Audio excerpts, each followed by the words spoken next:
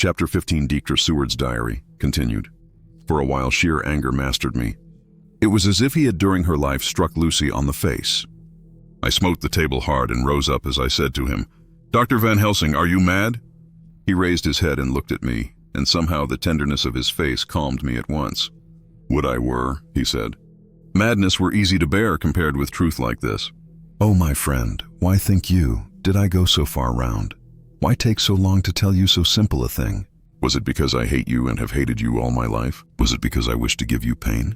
Was it that I wanted now so late revenge for that time when you saved my life, and from a fearful death? Ah, no. Forgive me," said I. He went on, "My friend, it was because I wished to be gentle in the breaking to you, for I know you have loved that so sweet lady. But even yet I do not expect you to believe.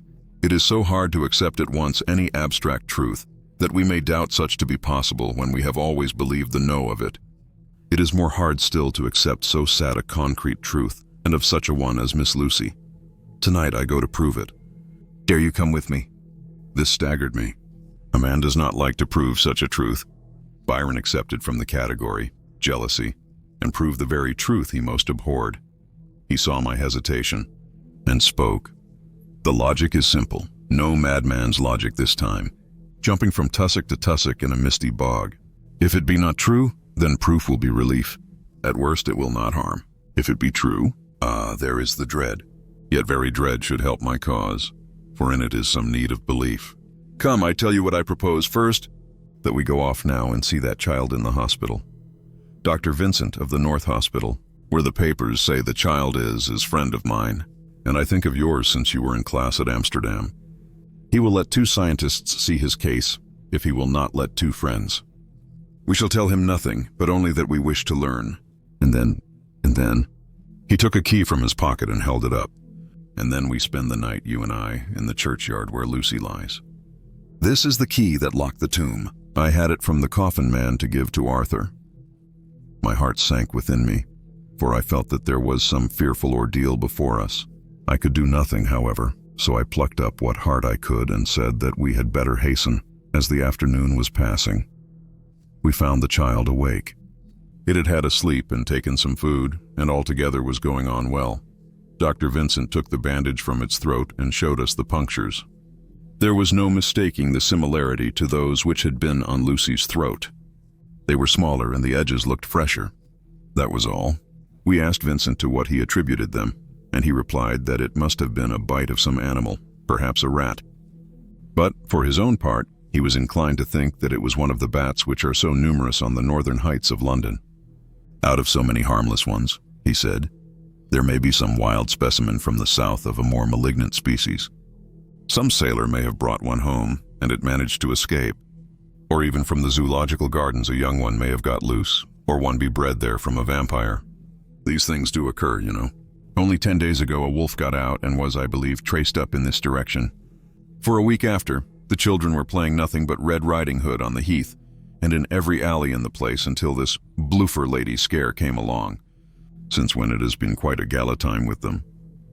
Even this poor little mite, when he woke up today, asked the nurse if he might go away. When she asked him why he wanted to go, he said he wanted to play with the bloofer lady. I hope," said Van Helsing, "that when you are sending the child home, you will caution its parents to keep strict watch over it. These fancies to stray are most dangerous, and if the child were to remain out another night, it would probably be fatal. But in any case, I suppose you will not let it away for some days?" "Certainly not for a week at least. Longer if the wound is not healed." Our visit to the hospital took more time than we had reckoned on, and the sun had dipped before we came out. When Van Helsing saw how dark it was, he said, "There is no hurry. It is more late than I thought. Come, let us seek somewhere that we may eat, and then we shall go on our way." We dined at Jack Straw's castle, along with a little crowd of bicyclists and others who were genially noisy. About 10 o'clock we started from the inn. It was then very dark, and the scattered lamps made the darkness greater when we were once outside their individual radius.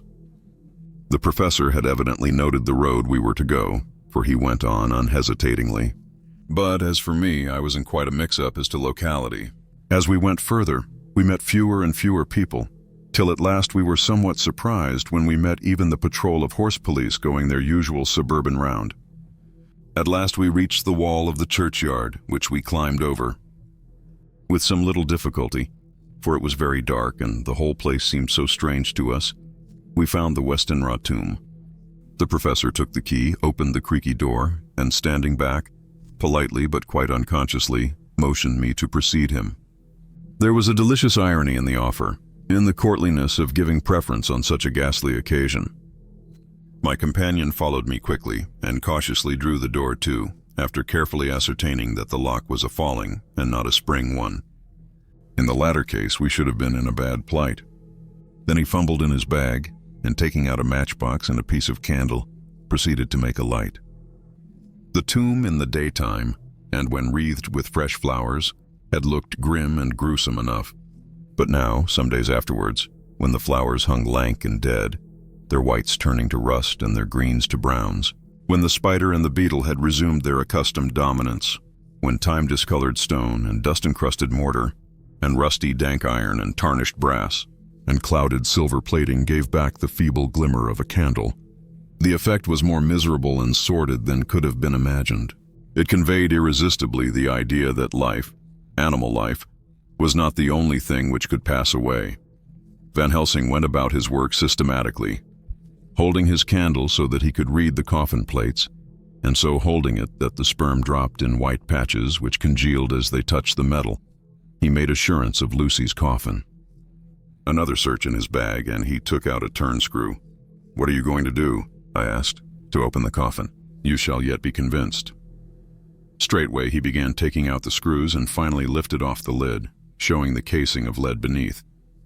The sight was almost too much for me. It seemed to be as much an affront to the dead as it would have been to have stripped off her clothing in her sleep whilst living. I actually took hold of his hand to stop him. He only said, "You shall see," and again fumbling in his bag, took out a tiny fret saw. Striking the turn screw through the lead with a swift downward stab, which made me wince, he made a small hole, which was, however, big enough to admit the point of the saw. I had expected a rush of gas from the weak old corpse. We doctors, who have had to study our dangers, have to become accustomed to such things, and I drew back towards the door. But the professor never stopped for a moment. He sawed down a couple of feet along one side of the lead coffin, and then across and down the other side. Taking the edge of the loose flange, he bent it back towards the foot of the coffin, and holding up the candle into the aperture, motioned to me to look. I drew near and looked. The coffin was empty. It was certainly a surprise to me, and gave me a considerable shock, but Van Helsing was unmoved. He was now more sure than ever of his ground, and so emboldened to proceed in his task. "Are you satisfied now, friend John?" he asked. I felt all the dogged argumentativeness of my nature awake within me as I answered him. "I am satisfied that Lucy's body is not in that coffin, but that only proves one thing." "And what is that, friend John?" "That it is not there." "That is good logic," he said, "so far as it goes. But how can you account for it not being there?" "Perhaps a body snatcher," I suggested. "Some of the undertaker's people may have stolen it." I felt that I was speaking folly, and yet it was the only real cause which I could suggest. The professor sighed. "Ah, well," he said, "we must have more proof. Come with me." He put on the coffin lid again, gathered up all his things and placed them in the bag, blew out the light, and placed the candle also in the bag. We opened the door and went out. Behind us, he closed the door and locked it. He handed me the key, saying, "Will you keep it?" "You had better be assured." I laughed. It was not a very cheerful laugh, I am bound to say, as I motioned him to keep it. "A key is nothing," I said. "There may be duplicates. And anyhow, it is not difficult to pick a lock of that kind." He said nothing, but put the key in his pocket. Then he told me to watch at one side of the churchyard, whilst he would watch at the other. I took up my place behind a yew tree, and I saw his dark figure move until the intervening headstones and trees hid it from my sight. It was a lonely vigil. Just after I had taken my place, I heard a distant clock strike 12, and in time came 1 and 2. I was chilled and unnerved, and angry with the professor for taking me on such an errand and with myself for coming. I was too cold and too sleepy to be keenly observant, and not sleepy enough to betray my trust, so altogether I had a dreary, miserable time. Suddenly, as I turned round, I thought I saw something like a white streak.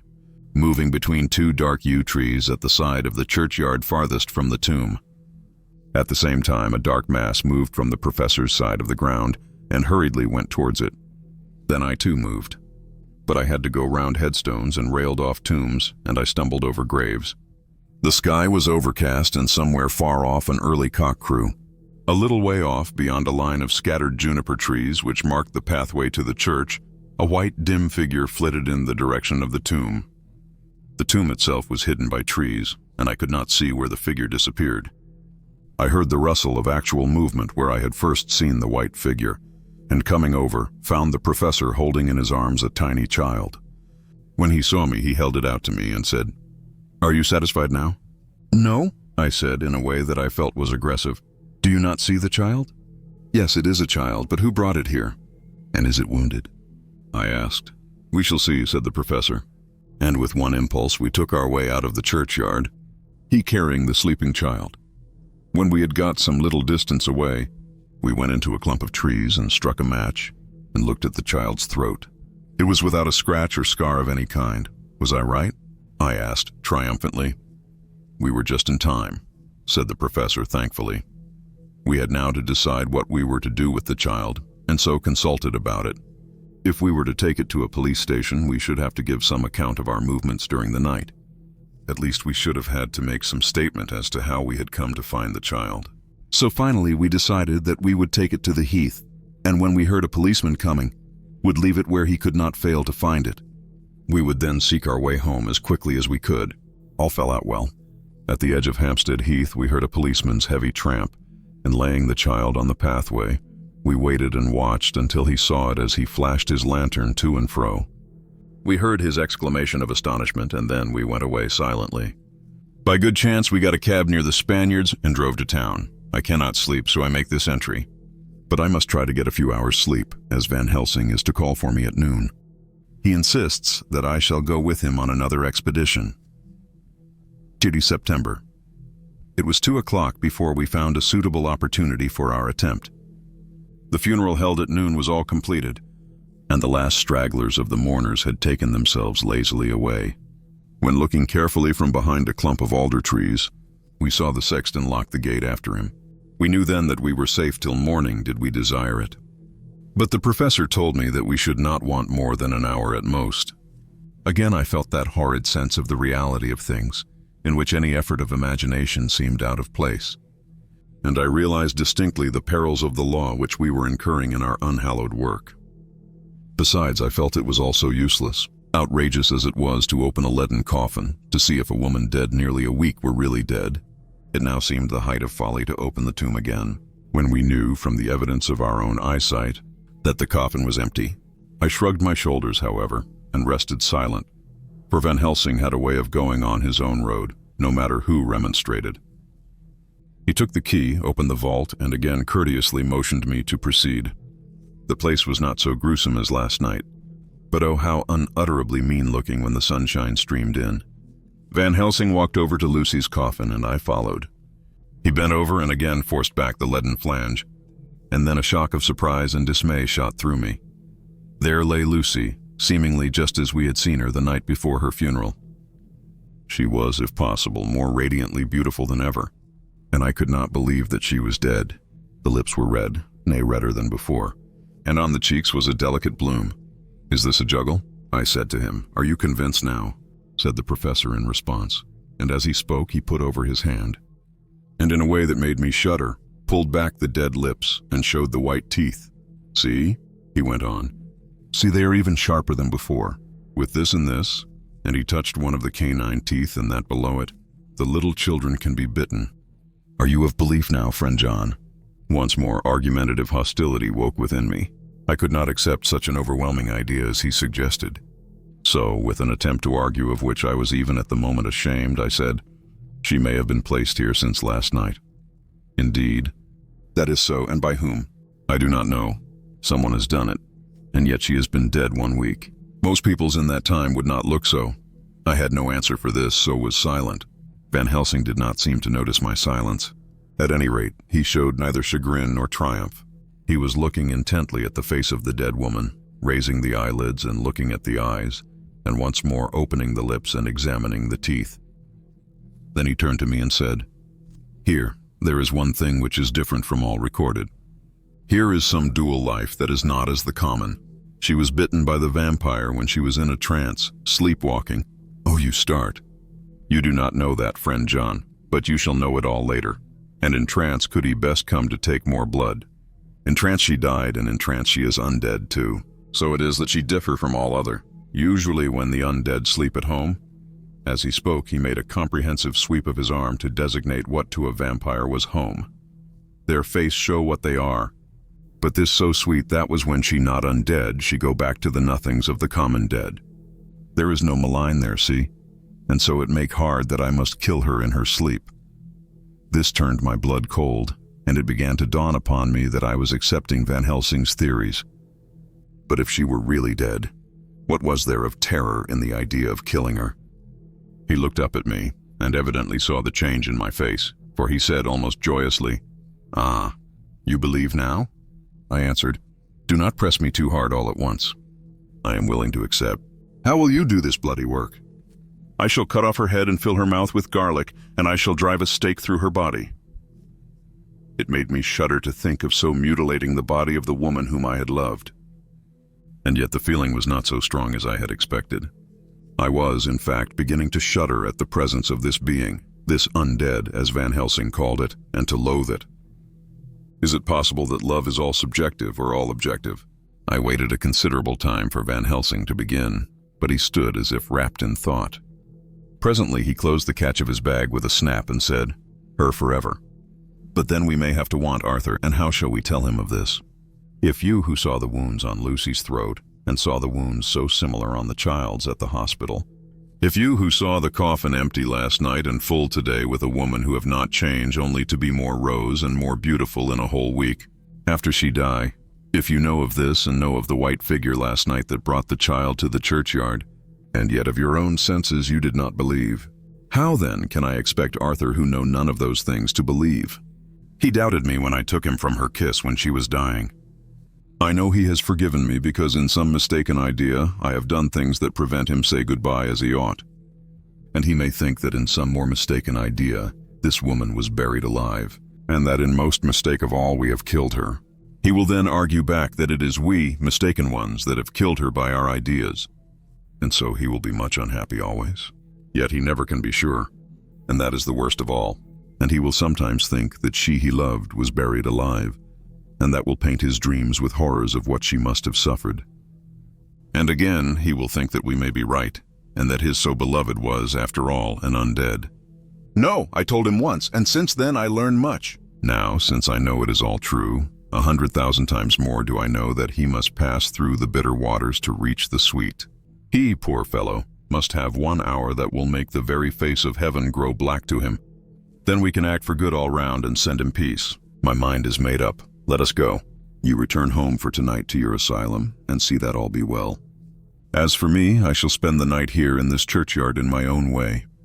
Tomorrow night you will come to me to the Berkeley Hotel at 10 of the clock.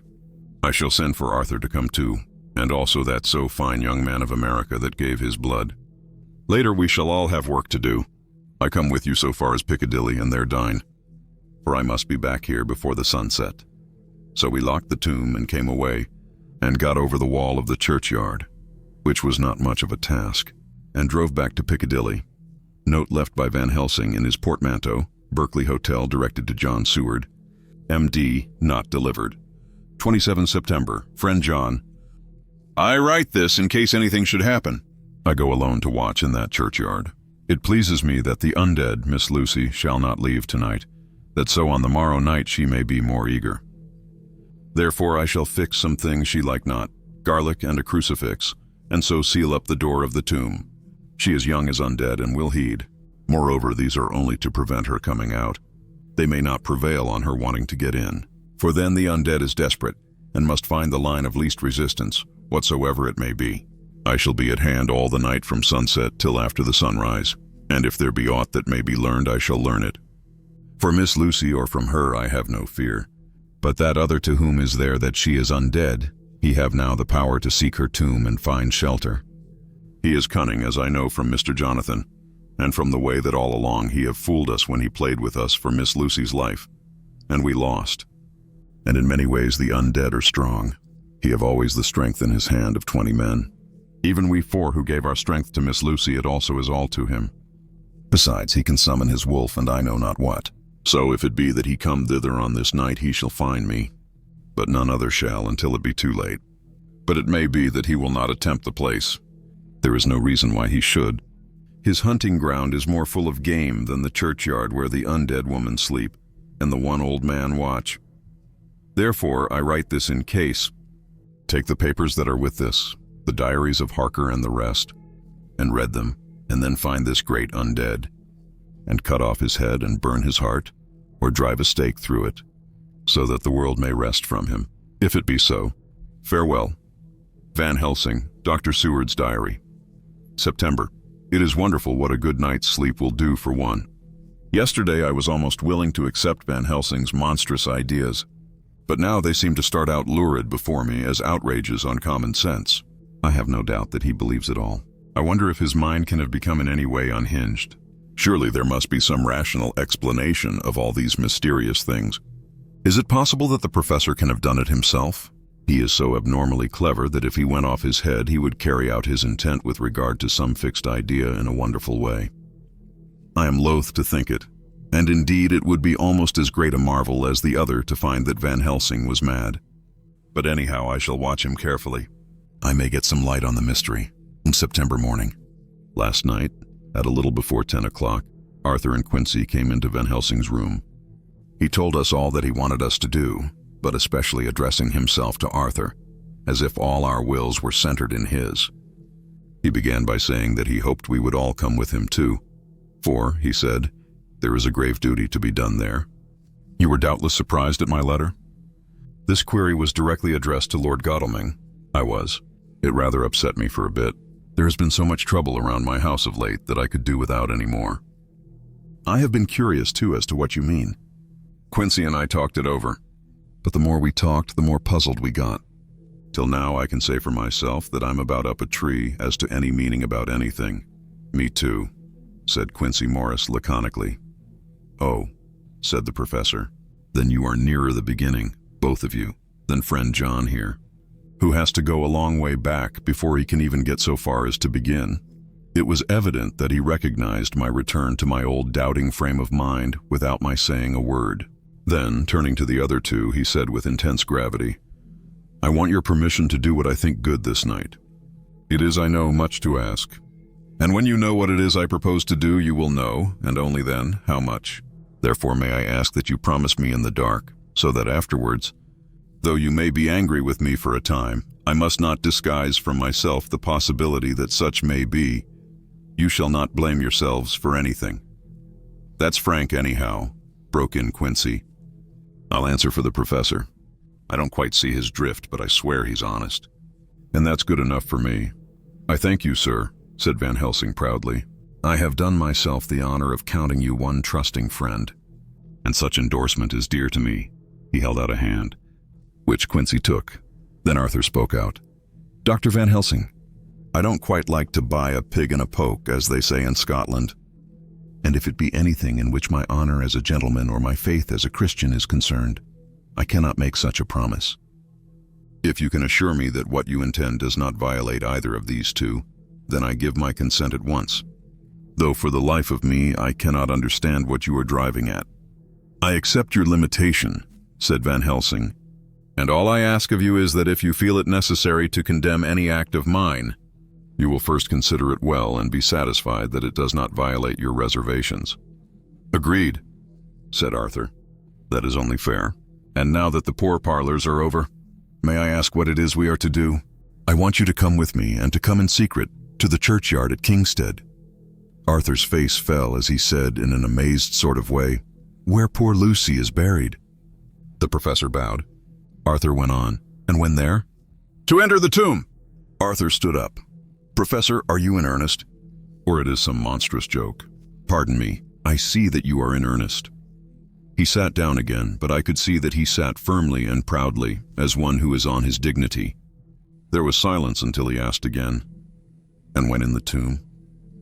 to open the coffin. This is too much, he said, angrily rising again. I am willing to be patient in all things that are reasonable. But in this desecration of the grave, of one who... He fairly choked with indignation. The professor looked pityingly at him. If I could spare you one pang, my poor friend, he said, God knows I would. But this night our feet must tread in thorny paths, or later and forever, the feet you love must walk in paths of flame. Arthur looked up with set white face and said, Take care, sir, take care. Would it not be well to hear what I have to say?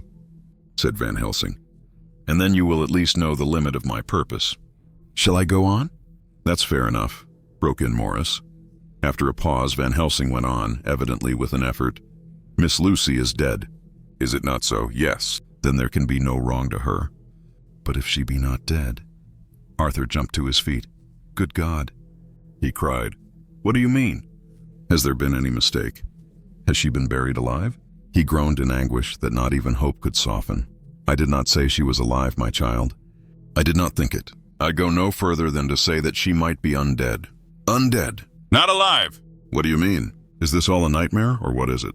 There are mysteries which men can only guess at, which age by age they may solve only in part. Believe me, we are now on the verge of one. But I have not done. May I cut off the head of dead Miss Lucy? Heavens and earth, no! Cried Arthur in a storm of passion. Not for the wide world will I consent to any mutilation of her dead body. Dr. Van Helsing, you try me too far. What have I done to you that you should torture me so? What did that poor sweet girl do that you should want to cast such dishonor on her grave? Are you mad to speak such things, or am I mad to listen to them? Don't dare to think more of such a desecration. I shall not give my consent to anything you do. I have a duty to do in protecting her grave from outrage. And by God, I shall do it. Van Helsing rose up from where he had all the time been seated, and said gravely and sternly, My Lord Godalming, I, too, have a duty to do, a duty to others, a duty to you, a duty to the dead. And by God, I shall do it. All I ask you now is that you come with me, that you look and listen. And if when later I make the same request you do not be more eager for its fulfillment even than I am, then I shall do my duty, whatever it may seem to me. And then, to follow of your lordship's wishes, I shall hold myself at your disposal to render an account to you, when and where you will. His voice broke a little, and he went on with a voice full of pity. But, I beseech you, do not go forth in anger with me. In a long life of acts which were often not pleasant to do, and which sometimes did wring my heart, I have never had so heavy a task as now.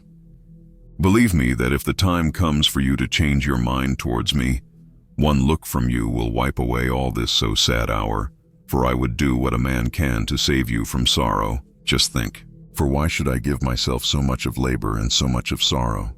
I have come here from my own land to do what I can of good. At the first to please my friend John, and then to help a sweet young lady whom, too, I came to love. For her, I'm ashamed to say so much, but I say it in kindness. I gave what you gave, the blood of my veins. I gave it, I, who was not, like you, her lover, but only her physician and her friend. I gave to her my nights and days, before death, after death. And if my death can do her good even now, when she is the dead undead, she shall have it freely. He said this with a very grave, sweet pride, and Arthur was much affected by it. He took the old man's hand and said in a broken voice, Oh, it is hard to think of it, and I cannot understand. But at least I shall go with you and wait.